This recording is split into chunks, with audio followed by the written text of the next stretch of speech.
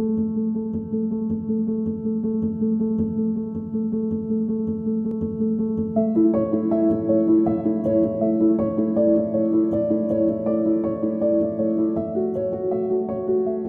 reality is that older persons around the globe fall into the cycle of social isolation. With age, friends, family, and acquaintances pass, and existing social networks shrink.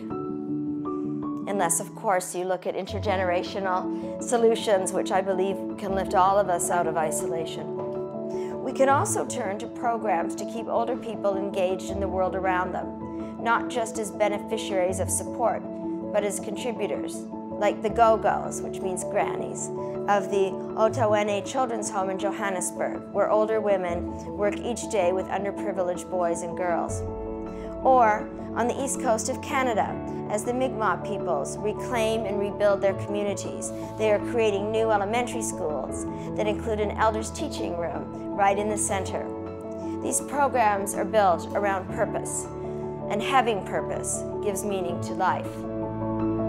Hopefully, old age will happen to all of us, and what do we want that to look like? Older people are the fastest growing population group in the world, and it's changing the way that societies are shaped. In every society, we know that older people are cast as less equal, less deserving of respect, and less a part of what mainstream society is.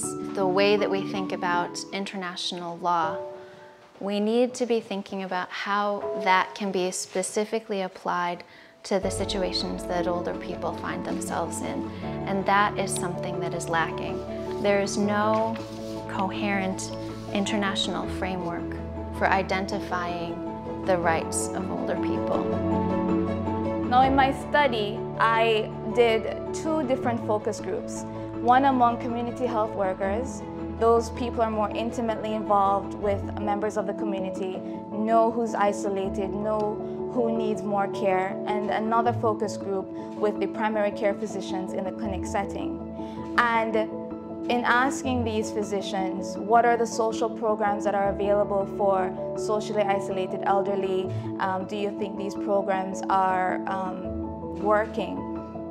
The answer was, of course, yes. There are all these different social programs that if they need help, they can get them. And when you have a discussion with the community health workers, and I mention these programs, you get the look of, look, these programs, while they exist, they prioritize who they consider to be more vulnerable members of the population. Your pregnant women, your nursing mothers, your children under 5.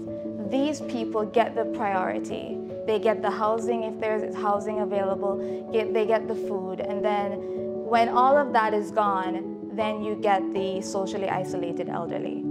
How can we have a focused discussion among everyone who's involved in the team? Everyone come together, and even involving some members of the community, even involving some patients, to have their voices heard. Is including the social needs of elderly people in human rights and basic human rights enough? Or is there maybe a way that we can redefine how people contribute to society so as to include the many talents of the elderly? There are a lot of different ways to think about human rights, but one of my favorite is to talk about human rights as being the global agreed upon standard below which dignity cannot survive. Very often, violations of older people's rights go undocumented and unpunished. We all benefit from, having our grandparents around. I remember what it was like having my grandmother around, and we need to get back to hearing them, not just talking to them, not just dictating to them what we think is right for them, but listening to them and then incorporating that.